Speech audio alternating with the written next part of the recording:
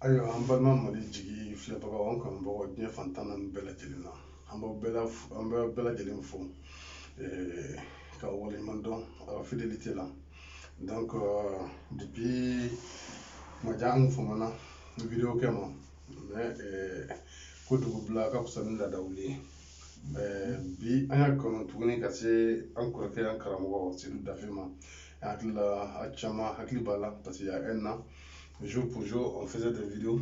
Oui, c'est vrai. Voilà. Sur Mali gouvernance Kokan, Mali passé gouvernance Mali Kakoro. Et puis, il y a des clés qu'on a fait c'est lui qui a fait ça, vous avez watché moi, il faut me dire sur Pochamana. Donc, comme on a la Anserama Bitukuni, Kana, Ama Boroke, et donner un bal comme on doit partager les quelque chose, savoir le partage du savoir. Donc ale ka kuna kanci a k'o f'an ye Seydou y'an bisimila diyara n ye kosɛbɛ n bɛ fo k'i waleɲuman dɔn Mali jigi équipe bɛɛ lajɛlen tɔgɔ la k'a daminɛ Paris, Bamako, Marseille, Nice n ka foli b'i ye. Parce que moi aussi je suis dans mon devoir parce que c'est toi qui l'as reconnu. C'est-à-dire que c'est-à-dire que tu acquiers l'expérience, tu transmets et tu meurs. C'est une trajectoire. Voilà.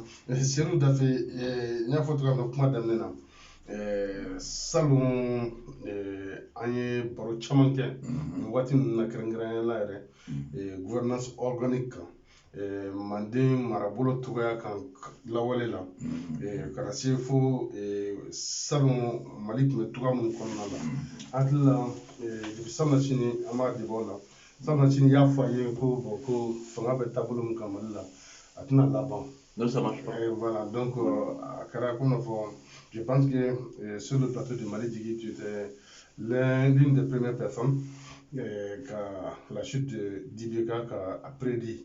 Donc il y a photographe Mouna à Chaman Kero au Srakedofe. Donc bi anya ye jamanadenw fara ɲɔgɔn kan jɛkulu dɔ kɔnɔ n'o tɔgɔ ye M5 RFP ka wulikajɔ daminɛ le 5 juin 2019. Donc fo kana se sisan ma disons kɔfɛ sɔrɔsiw nana don ka fanga ɲɔngiri donc fanga bɛ taabolo min kan yan'an ka se comparaison historique ma est-ce que pour toi c'était la meilleure façon de faire ou bien est-ce que pour toi il fallait que le peuple sache Ibeka de lui-même? Non, mais parce qu'il faut se dire que ça ne marchera pas. Non, ça ne marchera pas. J'ai pris des risques avec toi. À chaque fois que j'ai dit que ça ne marche pas, bon, on a vu que ça ne marche pas. Les gars, mais ça ne marchera pas. Parce qu'il y a des gouvernances, qu'il faut, il y a beaucoup de machin. Ça veut dire quoi? Ça veut dire que gouvernance m'a fait, ça imite la nature. Quand tu es mouillé, quand tu vois la chefferie de village, tu vas voir que le pouvoir au niveau du village fonctionne sur l'inclusion totale.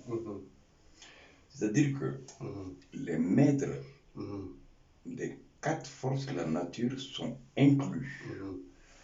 Gitigi, Komotigi, Ifomu, Ngotigi, Ifomu, Ani Tatigi, Unani, au début, Soroka, Fangadi, chef de village. Qu'est-ce qu'il y a à Donc, une gouvernance est mise, qu'on appelle ensemble gouvernance organique, ça veut dire tout simplement que c'est enraciné dans la réalité de la nature. C'est ce qui va donner les empires. C'est-à-dire que tu vas voir que le système est complètement inclusif et c'est le système le plus efficace. Je parle de la science de la cybernétique et des travaux du sociologue Edgar Morin, français. C'est-à-dire que les systèmes les plus efficaces sont des systèmes qui sont pilotés par l'arrière, ce qu'on appelle Kubernetes. Tu m'as compris? Kubernetes, ça veut dire quoi? Non, mais j'ai déjà mais Kubernetes, ça veut dire quoi? Ça veut dire que le gouvernement est Kofefanga, gouvernement Bitele, qui dirige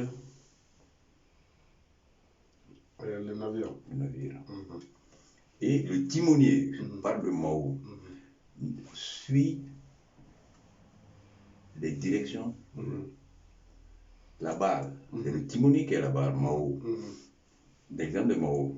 Donc, il va en fonction de la force du gouvernail. Et c'est ça le pouvoir efficace.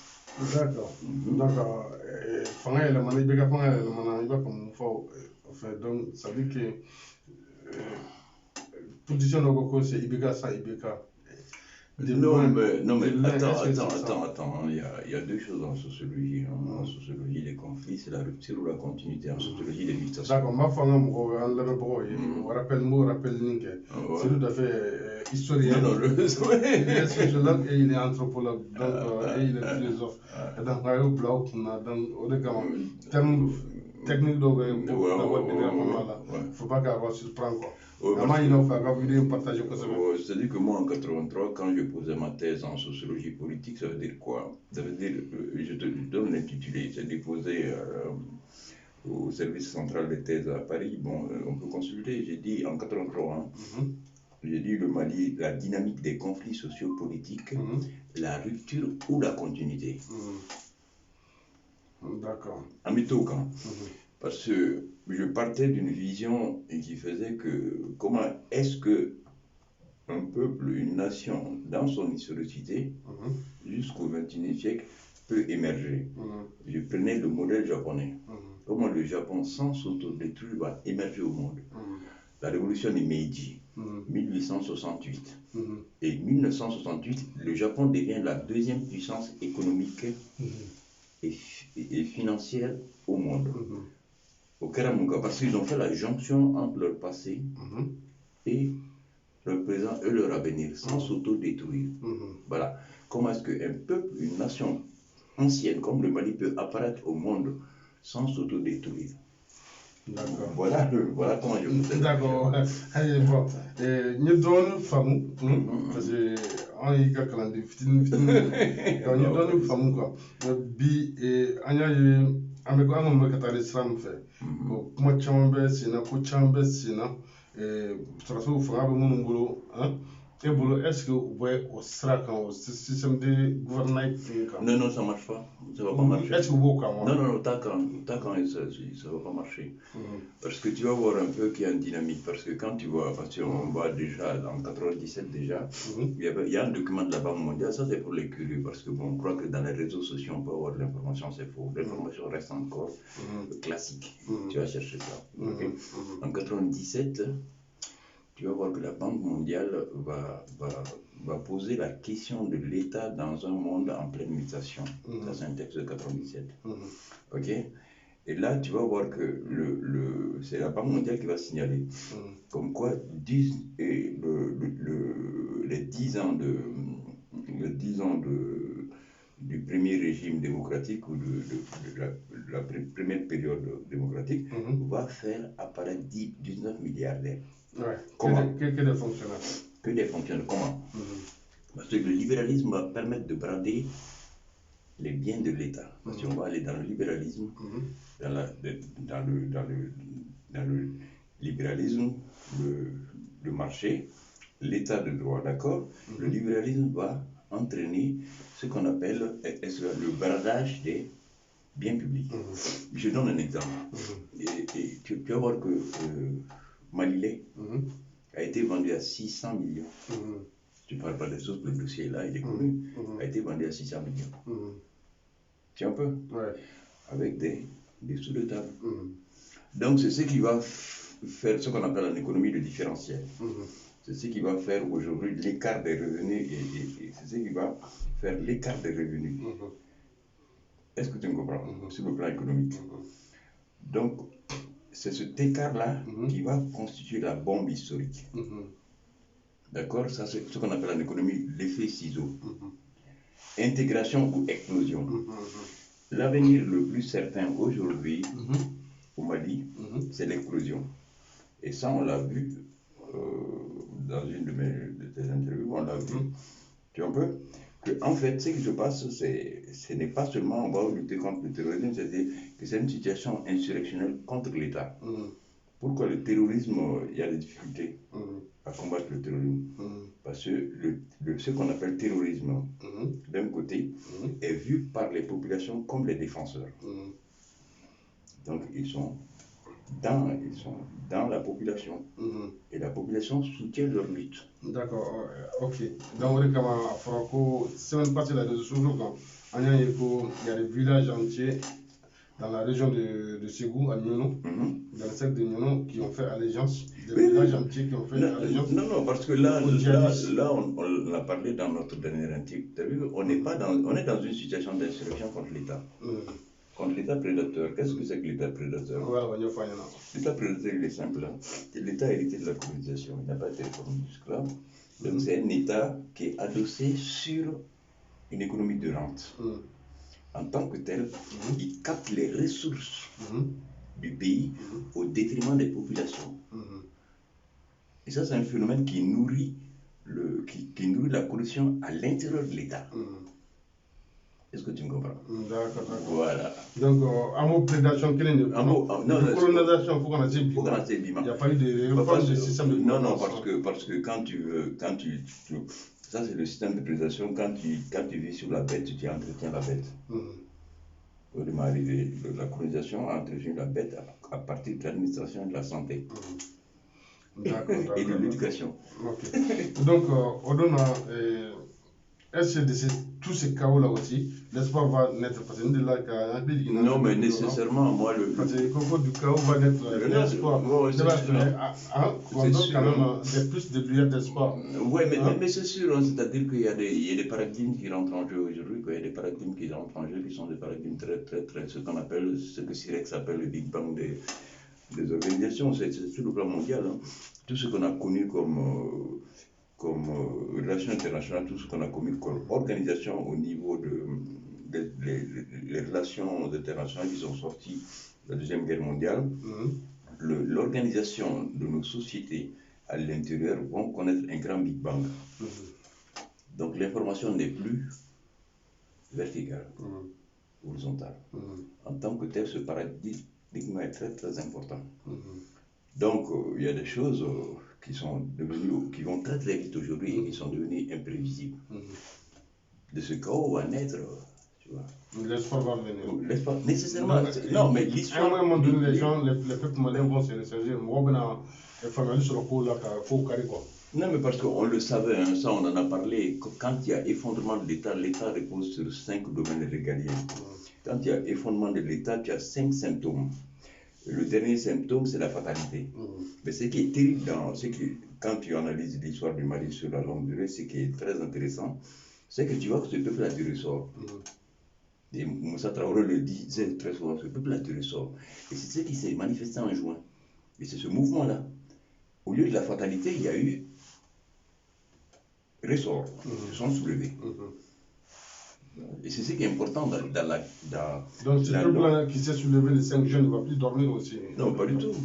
Parce que 6 ans, on claque la reine entre... Non, c'est-à-dire qu'on est en train de se chercher. C'est normal.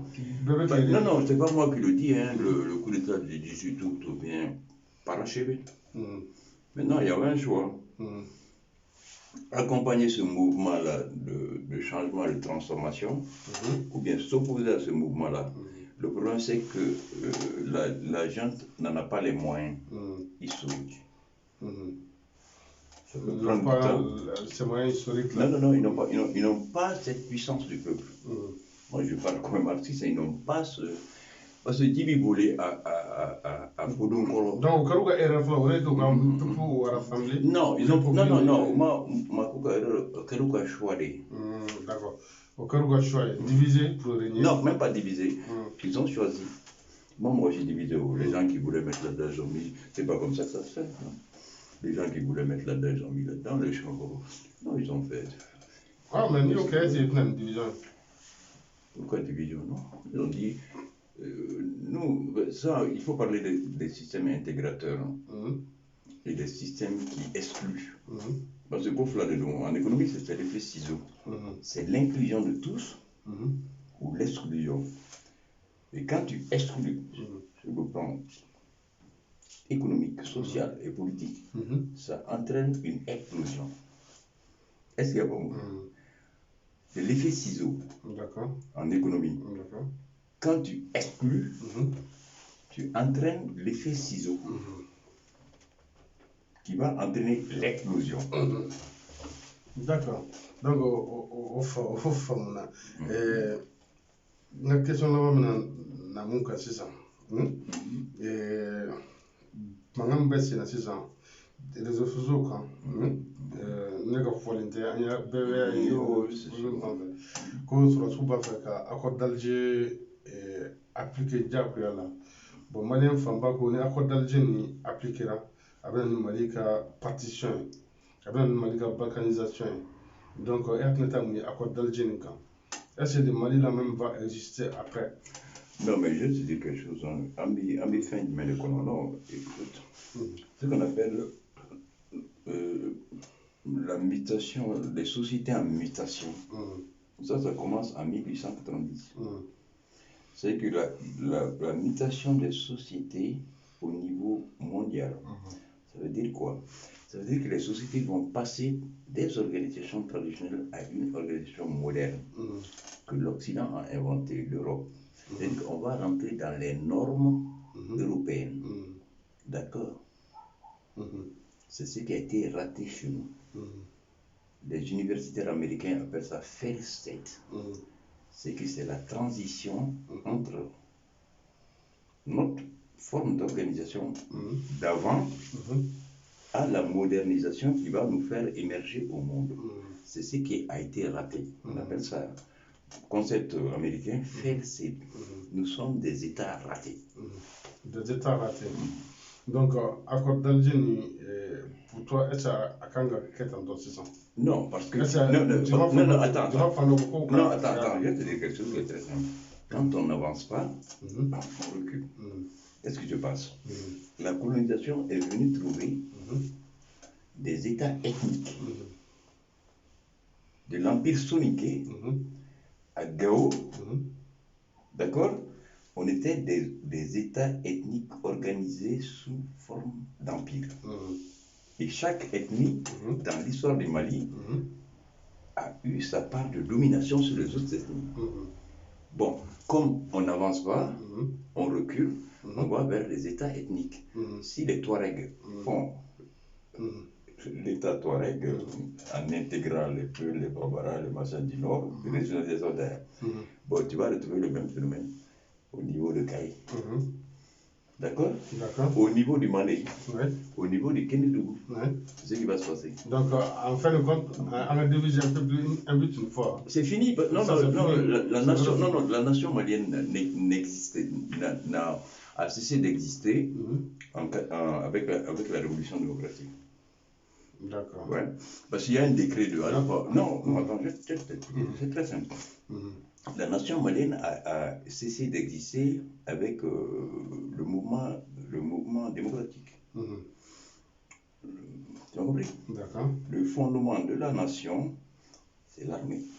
Il y a eu un moratoire de 20 ans pour détruire l'armée. Et l'armée a bénéficié, dans le budget national, d'un budget de 174 milliards pendant 20 ans. Donc il y avait en fait des officiers, il y avait des cercles qui se succédaient dans la magicratie, quoi, en fait. Voilà. Ça, c'est Jean-François Boyard, l'État en Afrique, la politique du ventre, c'est connu.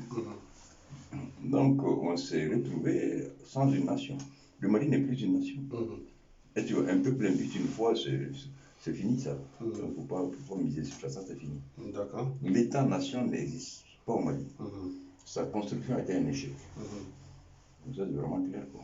D'accord. Et chaque MC constitue historiquement, à partir, au-delà de 92, de 91, Adam ne l'a pas dit, mais à Madame de 91, j'espère. Non, mais parce que la conférence de Gaulle, tu es au courant, parce que bon, tu as manifesté, tu as pris des balles aussi. Hein. Donc tu es un acteur de premier plan, tu as pris des balles par rapport à ces choses-là, c'est pourquoi. Bon. Ben, on croyait bien faire. Voilà, parce que bon, c'était les accords,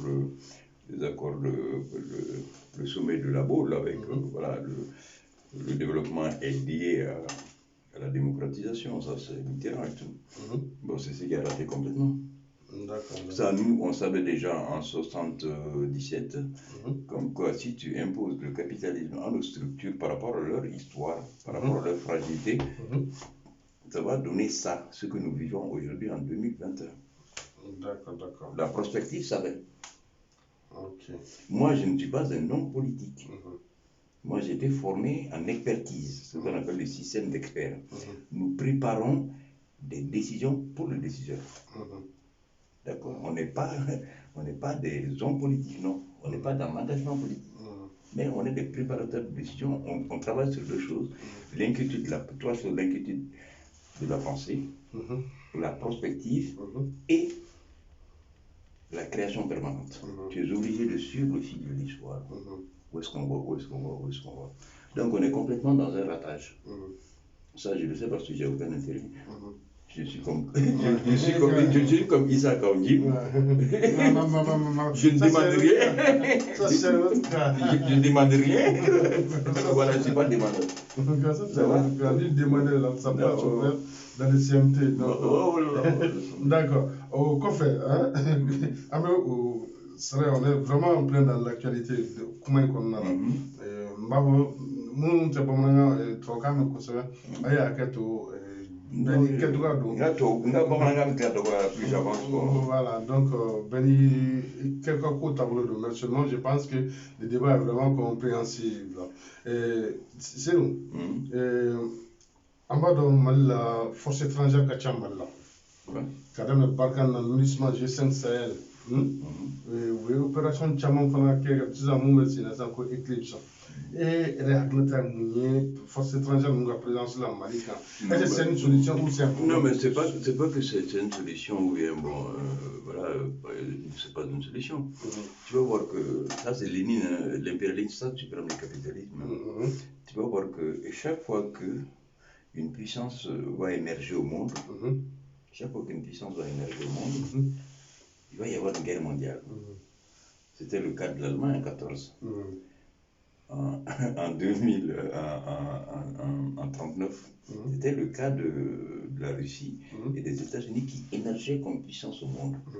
Et l'Allemagne a vu le premier. Non, l'Europe, dans la Deuxième Guerre mondiale. La Troisième Guerre mondiale a déjà commencé. C'est-à-dire, c'est comment. Maintenant, les armées s'affrontent sur d'autres territoires. Voilà, c'est-à-dire que l'émergence de la Chine aujourd'hui pose des problèmes géopolitiques. Et c'est ce qui est en train de se régler au Sahel là. C'est la Troisième Guerre mondiale. Donc c'est un conflit que nous n'avons pas voulu, qui nous est imposé de manière le terrain d'affrontement commun. Moi je pense qu'Adam dans le Congo de Foro.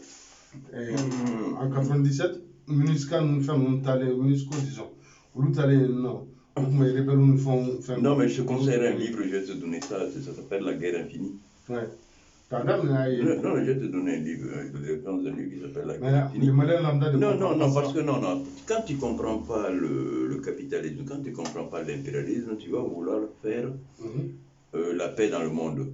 Mais il faut analyser d'abord les racines de la guerre. La Société des Nations, c'était entre les deux guerres. Les Nations Unies, c'est après 1945. Mais ce n'est pas possible. Tant que les puissances impérialistes se rivalisent, le monde ne va jamais connaître la paix. D'accord. Ce qui milite aujourd'hui pour que la France dégage au Mali, quel message tu les transmettras en tant que scientifique? Quoi? Je n'ai pas compris la question. C'est-à-dire, il y a une partie de la jeunesse malienne qui est soulevée, qui est déterminée, à manifester, à faire pas mal de choses, à se faire entendre pour que la France et les forces étrangères dégagent du Mali. Quel message scientifique en tant que scientifique? Non, mais parce que quand tu vois l'histoire, pourquoi le Vietnam n'est pas emmerdé? La dernière guerre au Vietnam, les Vietnamiens ont reçu 7 millions de tonnes de bombes sur la tête. Aujourd'hui, le Vietnam est en avance de 50 ans de développement sur le Mali. Ça, c'est les rapports de la Banque mondiale. C'est que Nima Nyega Horonyago. Nima Nyega Horonyago, Ubi Janjo de Kono. Bakuluga Janjo. Nima Nyega Horonyago. Voilà. Est-ce que ces jeunes qui manifestent sont capables d'aller se faire tuer pour la souveraineté de leur pays? Ça, c'est une autre question. Non, je réponds à la question. Est-ce que ceux qui marchent à Bamako sont capables d'aller se faire tuer? Nima Nyega Horonyago. Parce que toute cette plaisanterie-là. Non, Nima Nyega Horonyago. D'accord. En tant qu'expert, est-ce que cette présence militaire française est nécessaire? Pas que ce soit nécessaire ou pas, la France est là pour... Ou est-ce qu'elle est utile? Non, il faut savoir pourquoi on se bat. La France s'est toujours battue pour ses intérêts. C'est un pays capitaliste. C'est une puissance, la première puissance du XVIIIe siècle. Ils ont un rang dans le monde. Ils vont vouloir assurer ce rang. Donc ils sont là-bas pour eux-mêmes. D'abord. Ouais, non, ils sont là-bas d'abord pour eux-mêmes. On va t'en cas. Maintenant, nous aussi, on doit savoir, ça c'est le problème du leadership. Je veux dire que Bandao n'est pas timide. Gatini Goïta n'est pas le général Guyen Bochat. Leadership pour lui. C'est une question de leadership. Tu vas négocier, tu comprends. Non, attends, c'est pas comme ça que ça se fait. Je répète, Bandao n'est pas timide. Assimi Goïta n'est pas Guyen Bochat. Pour moi, les questions, c'est là. Je suis dans Minga tranquille là, je regarde. D'accord. Ok, c'est tout. Magala me bibolo kapo malijigi la me bokoye. Agla ni tunaka en chien là-bas dans les jours à venir. Non, mais je veux dire qu'il y a eu beaucoup d'échecs. Il y a eu beaucoup d'échecs. Bon, c'est des questions de génération. Bon, et puis bon, nous on regarde l'histoire. Nous on travaille sur la longue histoire. On a parlé du chute de Ouagadougou 1076 jusqu'à l'émergence de l'Empire Mandé 1236. Donc nous on regarde l'histoire, tu vois, Kapo Abikenyena, c'est pas ça mon problème. C'est par rapport à ce qui s'est passé, l'histoire réelle, par rapport à ce qui s'est passé, tu vois, qu'est-ce qui peut se passer? Nous on analyse le présent et l'avenir en fonction du passé. Tu vas voir ça un peu. Tu vas voir quelque chose. Modibo Keïta va mettre 8 ans, tu m'as compris, pour construire son socialisme. Son successeur, c'est qui? Moussa Traoré? Non, c'est Sankara. Ah ouais, c'est vrai. C'est Sankara qui a pris le relais en 4 ans. Il a fait passer son pays de 13% d'alphabétisés à 75% d'alphabétisés en 4 ans. Donc il y a une accélération de l'histoire, c'est une question de leadership. L'histoire pose les faits et les hommes répondent. D'accord. Sur ce, l'histoire pose les faits et les hommes répondent. Donc, il faut être à la hauteur de l'histoire. D'accord. D'accord. L'histoire pose des faits et les hommes répondent par leur intelligence, leur mémoire. C'est là que c'est intéressant. Tu vois un peu. Mais quand tu es en dessous, c'est ce qu'on appelle la crise. C'est être en dessous de la crise. Donc, soit tu vas dans la poubelle de l'histoire, ou on te fait sortir par la fenêtre. L'histoire est impitoyable. Les faits sont têtus. Les faits sont têtus, Lénine. Merci.